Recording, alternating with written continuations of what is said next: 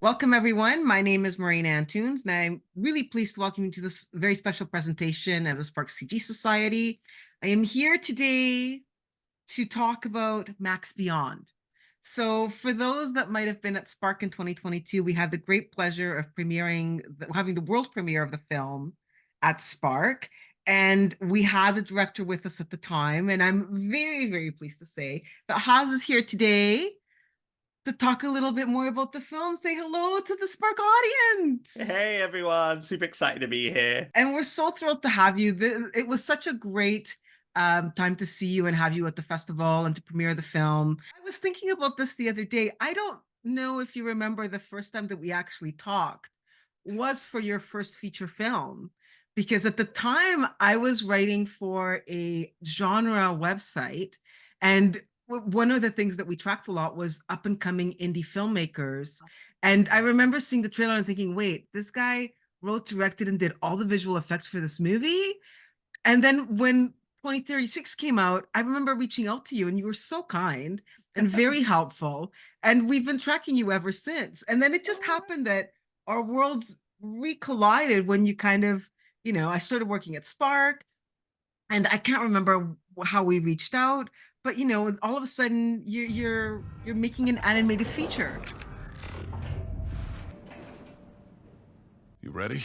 So let's talk a little bit about the concept for Max Beyond. So Paula mentioned pick the craziest idea that you have and turn that into a movie. So how did this concept start? Did you have a full story already? Did you just have like an idea of a script? Like before you actually started making the thing, what did you actually have on paper or on like digital? Like what was your Or in my head. No, or in your head? Yeah, exactly.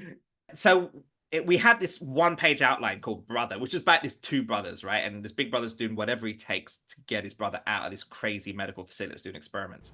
And then from there, we end up bringing on a writer called Stavros Pambalis, because we realized that the one page was cool, but we need a 90-page script. He came on and we just started writing the script. But here's the interesting thing, Marina. Usually you write a script, you do a million iterations, and then you go and shop the script around to get financing and pre-sales and so on. We didn't do that. While we were writing the script, we started creating the assets in Unreal. We started blocking shots out. So the writer was like, it's just like writing for television, but like really real time. I'm seeing what you're doing. And he's going back and he's writing stuff. So by the time we got to the end of the script, we already had started building assets. We knew what our characters are going to be. We knew what our environments are going to be.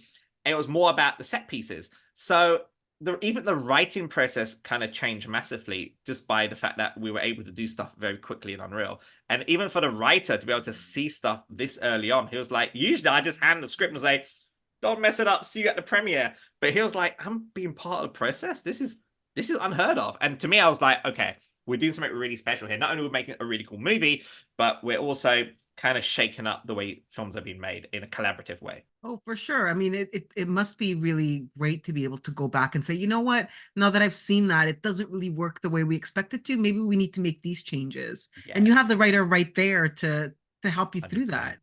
100%. I mean, that was the beauty of it. Like he would see stuff. He goes, oh, so that's what's in your head. Okay, he goes, I see what you're doing here, but let me rewrite this piece of dialogue to really help you nail that emotional moment you want.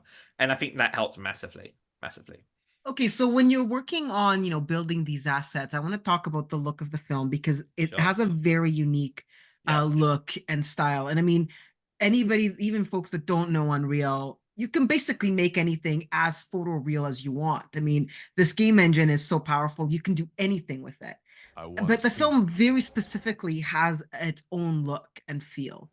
Can you talk a little bit about how you landed on the look of the movie and the style of the characters?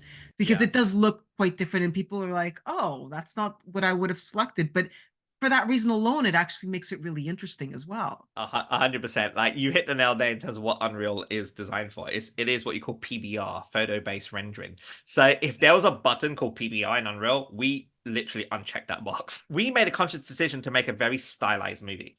not just in the look, but also in the animation style. We made it very clear that we wanted this to feel like an anime, but a CG anime. We also wanted it to be hyper realistic animation.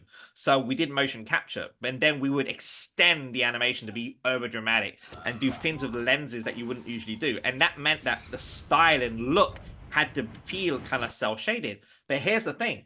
This was done in Unreal Engine. Started off with Unreal Engine 4.24. So we're not in Unreal Engine 5 that we have today. So there's a lot of things that we had to build from scratch. So we had to build our own cel shader look. And that means the eyes had to have its own reflective look. We had to build an animation technique that didn't feel like full motion, but the way to add kind of remove frames in between in order to give it that kind of like animation vibe. So we designed a look that we knew can be done final pixels. No compositing, no visual effect, just straight out. And then the only post you do is color grading in DaVinci Resolve, right? But we also knew that the way me and the writer was working, and Andrea Tedeschi, our head of CG, was there's a lot of iterations had to be done. So we didn't want to like do a workflow where making a change would be a nightmare. So again, the simpler, the better. And we just focused on good storytelling. Story was king, the visuals was second. That was the big rule. All right, Max, let's get out of here. I want to talk about the action since we're talking about the look of the film, because one of the things I think is really interesting is it has a very, like, the characters and the setting have this very stylized look, but the action is real. Like, it feels like it's not like they're jumping through space, and it's not the Matrix, right? Like, it feels like realistic, grounded action sequences. The explosions are not, enormous. Like, you could have gone as far as you wanted. You could have pushed the envelope, really far. But for the most part, the action sequences actually feel like they're grounded in reality. Yeah. Why was that important, and why did you decide to shoot them that way? That's a very good point.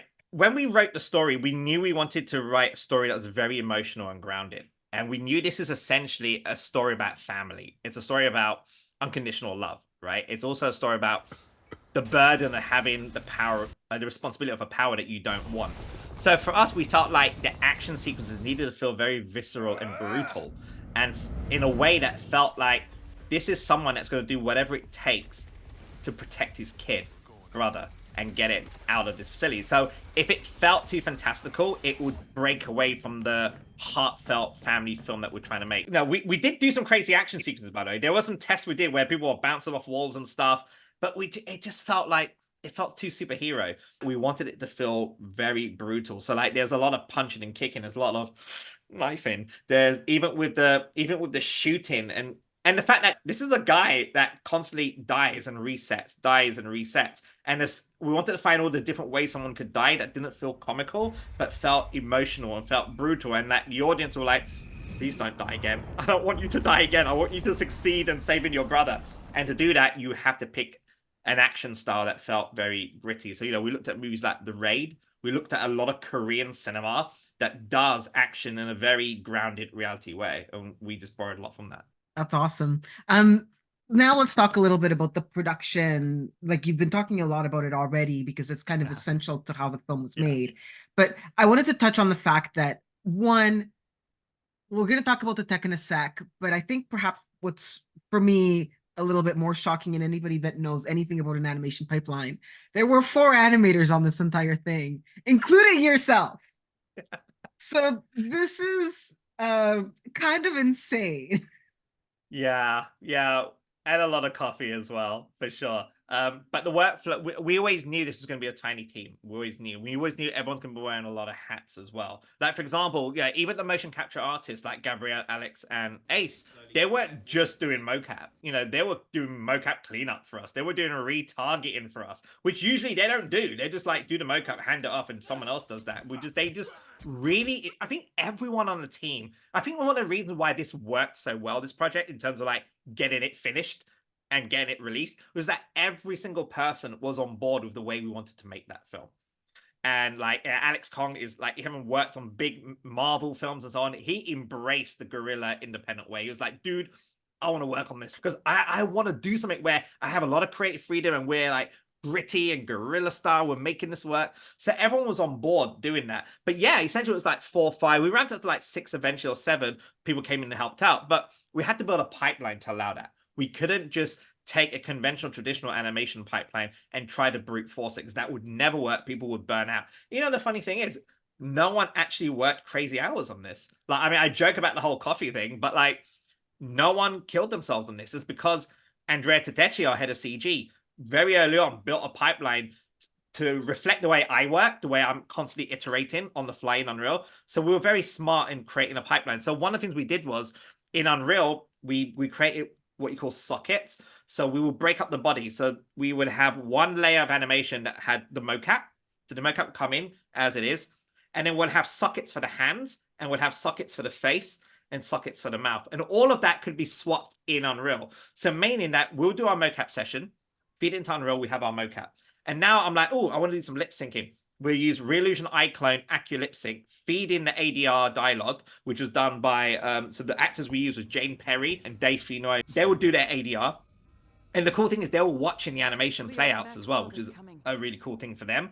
And then we would feed that in, and then we'll animate the lip sync and bring that into Unreal, which meant that we didn't have to keep going back to animation or animators or going back to motion capture to redo stuff. We could adjust stuff on the fly. And I think that's one of the reasons why we're able to have a small team and just churn out. So like Mark Cheng, who's one of our shot creators, he came in and he started putting shots together, and then he started adjusting things in the animation. So everyone had a sense of ownership, but it was a shared ownership, which meant like we had a very open bohemian way. Like, everyone owns the shots. You want to change shot, change shot. As long as it works, it's great. And I think because of that, people just gave it 110% and just really got through those shots. But I think that that also speaks to you as the leader and the director, because I mean, one of the things as well is, I mean, this is your name, everybody's name is on it, but like, you're the face, it's your story, you know, you're kind of responsible for this thing, whether if it does well or if it fails, like you're the guy, right? Your name is there. I mean, right. And typically speaking, when we think of directors, you know, they have a vision that they want to execute. So can you talk a little bit about giving up, or maybe, you know, the changing the mindset of going from final call is with me to actually this is a group project, it's all of us? I think for a project like this, you know, as a director, your job is to make sure that everyone's going towards that North Star, right? You know, and the North Star is that this is what we're trying to create. In terms of the ownership, like, I think just everyone became collaborators. Everyone kind of respected the vision I had. Everyone still, even though I gave them freedom to do stuff, they'll always say, hey, Haz, look, this is what I've done. What do you think? I know you wanted it to be like this, but, you know, looking at what you're doing of the sequence, I think it should be like this. And then usually I'm like, yeah, if it's better, go. Let's go for it. You just cannot have any room for egos if you're making a show like this. You kind of have to like say, look, most important thing right now is the story. That's the most important thing. And if an artist is coming, whether it's a junior artist, say, hey, I've done this sequence. I know you wanted it like this, but I've done this. I also did an alt version. And that's the thing I tell everyone. It's like, please do the version that I have kind of like directed you to do. But if there are additional angles or shots you feel like could work, just save it as an alt version and pitch it. And most of the time I'm like, that's sick. That's going in. Done. And I think if you have a culture like that, you find that your team would just go above and beyond for you, because they're not it doesn't feel like they're working for you, they feel like they're working with you. And I think that's an important culture. Okay, let's talk a little bit about workflow and tools, because such a small team, big project, you know, you start with Unreal. Let's back up a little bit to the fact that you were using Unreal previously to actually deciding to make the film in Unreal for previs, like you said. So I mean, you kind of had already been playing around in it. You kind of already knew what was possible and what the tools were. But I mean, it was still at the point where, like you say, you were building a lot of the tools that were necessary to get the look that you wanted. I wanted to ask you about, you know, when you first decided to try Unreal before you even got to this idea of making a movie in it, what the potential and limitations were. And then let's walk through the process of, you know, you decided you're going to make this movie in Unreal. Not all the tools that are necessary are there. You're not a coder, right? How do you start, you know, looking at kind of basically hacking and breaking the software to be able to do the things that you needed to do in order to make the film. Look, here's the thing. Like when you install Unreal, there's a big disclaimer that says use at your own risk. Because like, we had to be very smart on how we render stuff. We couldn't go and crank up what you call the sample rates really high just to get, that's another reason we didn't go for photorealistic rendering. We just knew that we're going to be constantly troubleshooting. I think the only issue we ever had was hair, and we end up doing stylized hair. And even with that, we're like, well, should we do baked physics? Because you could do it in a game engine. But here's the thing that we learned very quickly, Marina, and that is, okay, you use something like Maya, everything is baked in, and you render it. You do a cloth physics in game. It's in game engine, it's in runtime. It looks amazing. You run it in the editor, it looks great. And when you go to print that to a frame, which is render to a frame, it won't work because it's a game engine. It's designed for real-time rendering. What we're doing is we're using real-time rendering to create the work, but we're also rendering it offline in a sequence of frames or a quick time, or in our case, a bunch of EXRs, 4K EXRs. So things will break very quickly. So now we have to not only tell the engine not to do photo-based rendering because we're doing stylized, also tell the game engine to stop acting like a game engine. Stop doing a real-time physics and real-time gorgeous hair and cloth sim because we cannot render it because it's going to flicker because it won't run in 24 frames because it's 60 frames a second, right? So poor Andrea, we had to brute force. We had to quickly learn how to use blueprints, which is the coding system. And at some point, I think Andrea ended up going to C++ route, really turning into a coder to really brute force things to make it work. We had full autonomy, not just creatively, but from a production point of view, had full autonomy how we would make stuff. And I think that's very important. And again, that's very important from the point that technology has enabled us to do that massively. But that's amazing. I mean, it's a really freeing and really interesting way to work. And you took a gamble on yourself and the team that you guys can make this work, which I think is really impressive and really fantastic. One thing that we haven't really talked about is the timeline that we're talking about. So when did you get the idea that you guys were going to make this movie in Unreal? And I know it premiered at Spark, but I think there was other work that was done after that, and that was 2 years ago. Okay, so you have you're building all of these assets. You're finding ways of tracking them. You're learning things as you go. When does the idea of expanding this universe beyond the movie start to percolate? I think it came to, there was a scene that we were animating. I think it was a car chase scene. And I wanted to get with suspension and stuff. And I'm like, oh my God, to animate suspension. I mean, if I animate characters is one thing, but the suspension, the thing that make a really good car chase is it's the weight of the car, when it skids and the way the car goes in. I'm like, I'm not gonna be able to do this. And then I think it was Sam Rebello saying, well, why don't you just plug an Xbox controller and just drive the car, and then we'll figure out a way of capturing all those frames in sequencer. And all of a sudden we're driving this car and get all these really cool physics. I'm like, this is fun. What if we hook the controller up for the characters? So we hook the controller up and we start moving the characters. We're making a movie to trying to make a game. So those risks kind of got us to where we are today. I think the theme of our conversation is take risks, bet on yourself. I think so. I mean, no one else is going to bet on you unless you bet on yourself. So Max Beyond, test screen at Spark. I feel bad about calling it test screen, but it was an amazing experience because I think I met the director of Luck as well, who was, and I got to speak to her, and she was, oh my God, you made a film in Unreal. That's pretty cool. So for me, it was really cool to be able to share an environment with filmmakers that are doing amazing big budget stuff to independent filmmakers, but even worldwide. Met a couple of director friends that I became friends with.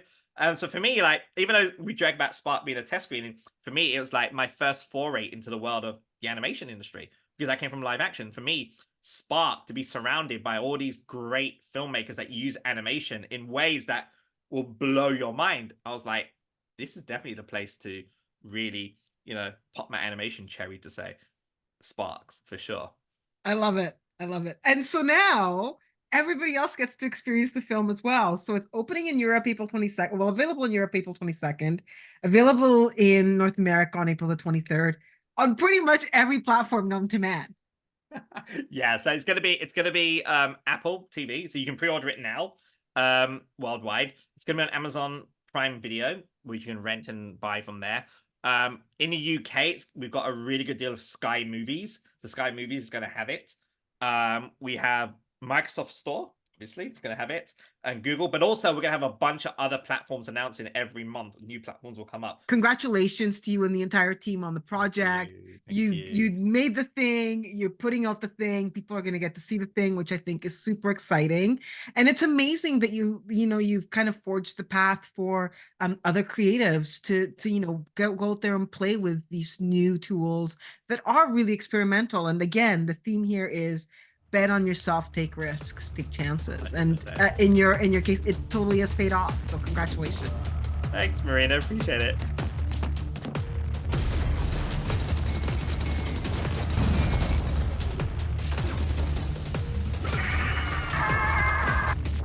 Max Beyond. Available now on digital.